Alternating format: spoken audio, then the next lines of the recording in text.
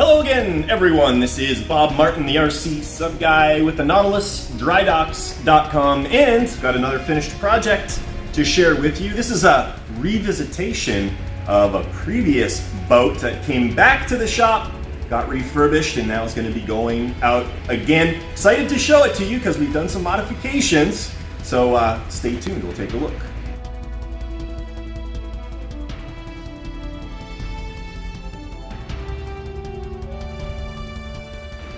So what we have here is a group of OTW design products. It's a company out of the UK that manufactures some really superb hulls and some really great dive modules as well. This is an OTW Vanguard nuclear submarine from the British Navy. And what we've got here is the fiberglass hull. And we've got one of the 3.5-inch diameter watertight dive modules, and that is going to power the model. Up front, we've got a separate watertight battery compartment that was manufactured specifically for this boat. There's one neat thing about the OTW dive modules is that there's no allocation for room inside the cylinder to put a battery, and so you need to run an external power source to power the watertight cylinder. So what we're going to do right now is get this boat prepped for the pond. We're going to head over and we're going to show you how it works on and under the water. But in the meantime, I'm going to run through how you get the boat set up and ready for the pond.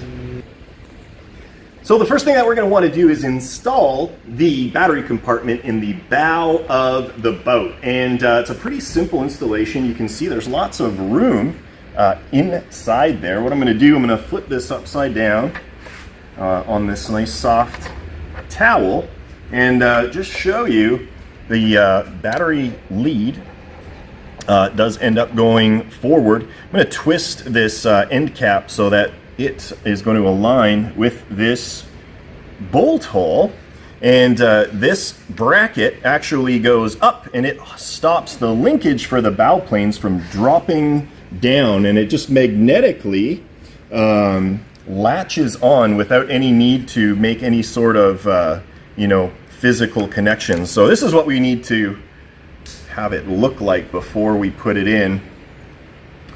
Going to push this in like that, and in the front there's a little ring of styrofoam, and the whole cylinder just fits in there.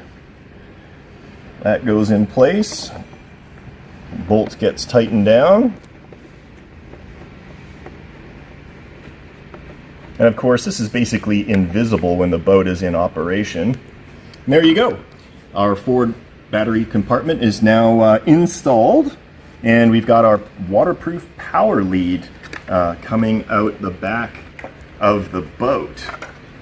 So let's move straight on to installation of the actual watertight cylinder. And I'll just go over a really brief rundown of the interior components of this cylinder. We've got our waterproof lead for the power, main power coming in. That goes into a remote on-off switch, and you can see I got that hanging off the back of the transmitter. So that allows you to turn the model on and off without having to crack the hull open and close it up again. We've got our ballast pump and ballast solenoid and electronic speed controller that powers it. A central ballast tank, which is completely sealed. And then moving into the aft compartment, we've got our two main servos for rudder and rear dive planes, our receiver, main drive motor, and electronic speed controller.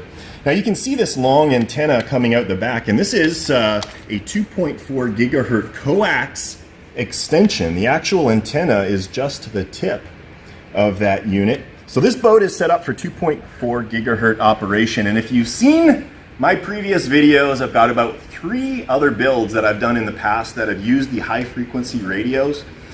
In the past, I was not a big fan, but I have to say I'm a convert. There's a lot of advantages to the 2.4 gigahertz radios. I'll go into that maybe when we get to the pond.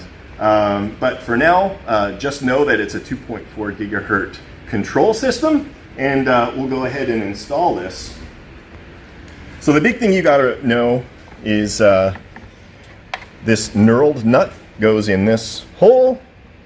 Just going to start it, and then the drive shaft gets lined up to that dog bone. We got magnetic connectors. Those just snap into place. They're held in nice and securely. That's it. No physical makeup for those whatsoever for the drivetrain or those rear control linkages. It's really, really slick and fast to install. Now we need to keep this thing from moving around inside, and for that we've got a bulkhead, and that just slips over these knurled nuts in the front, and you can just use these stainless bolts, and you can hand tighten those. They don't need to be snugged all the way down.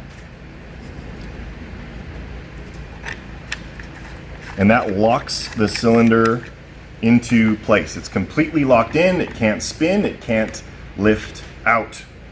So I'm going to grab our antenna. I'm just going to lay this over the front of the cylinder, and we're going to move on to installing the upper hull.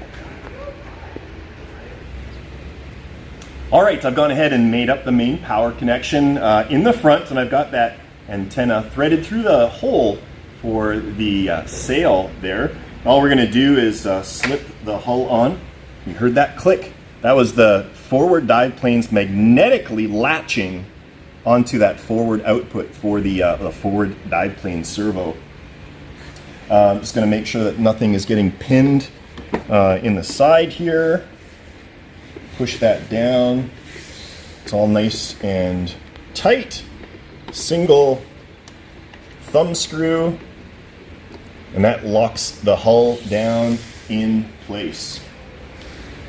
Last thing we need to do is we want to make sure that this antenna gets up as high as possible. So this will stick about 6 inches above the main hull of the boat.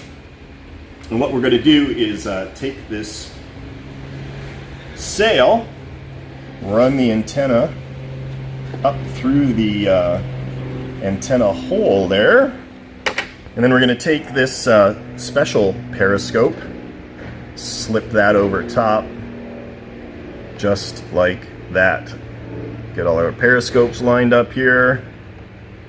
Now you'll notice I didn't attach anything here. There's 2 powerful magnets in the front and back, and a rubber gasket that holds this in place really, really securely. So that conning tower just latched in place. Again, no fasteners, pretty slick system, and we've got that antenna sitting nice and high for periscope operation of the boat.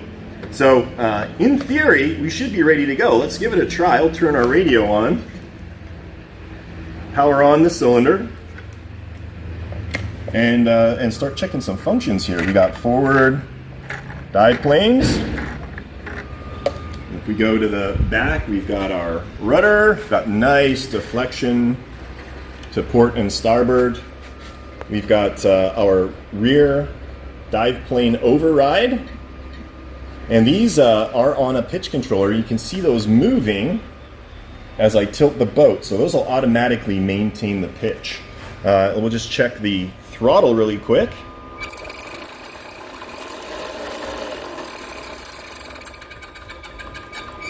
And you'll notice how you can get that moving really slowly.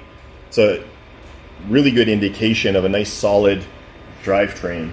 I'm just going to flick the pump on really quick, because with these pumps you do not want to operate them dry, but I just want to make sure it functions.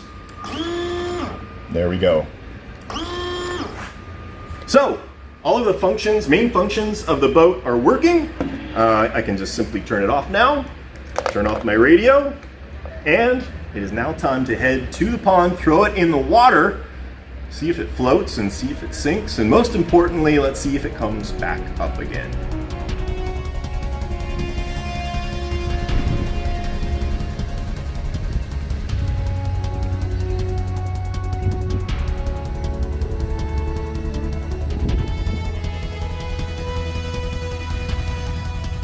Actually got a really good camera.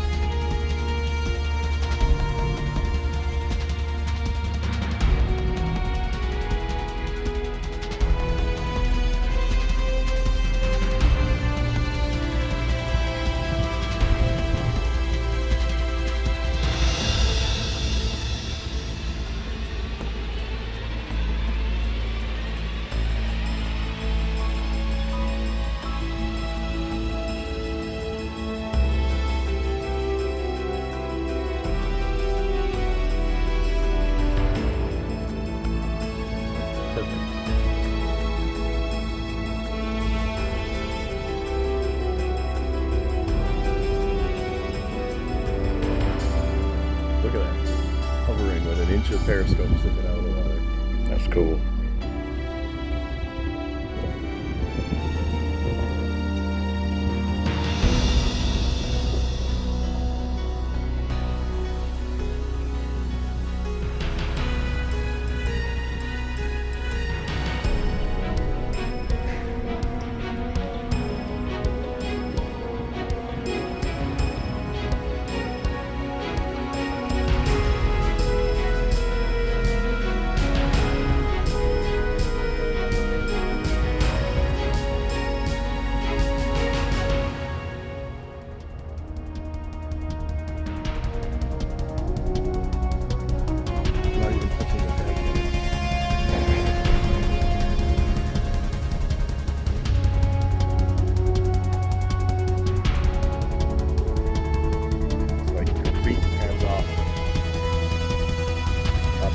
Perfect periscope depth.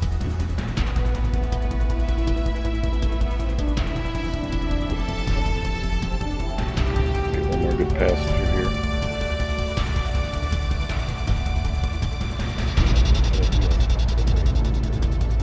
And we'll do that video on.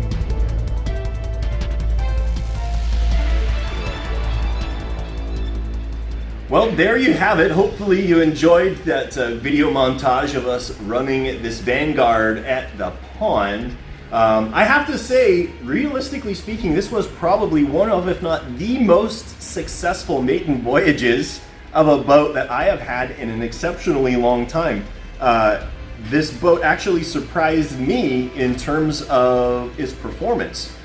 Even surfaced, I'd say there was probably maybe like a 16-foot turning radius, and submerged probably something in the vicinity of 12, which for a boat of this configuration is actually pretty epic. The ballast system functioned perfectly, the trim was absolutely perfect, and most exciting, one-handed operation of the boat at full periscope depth. It was an absolute dream to drive. The fail-safe system worked absolutely perfectly, so when that periscope dips below the water, the boat automatically goes to full rise on the planes and brings it back up to the surface. It was a seamless experience. So I hope you enjoyed the video as much as I enjoyed building the boat.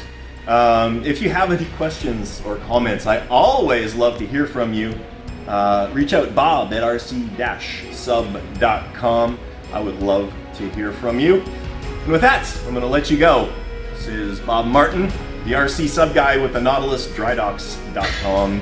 Thanks for joining me, everyone, and we'll catch you next time.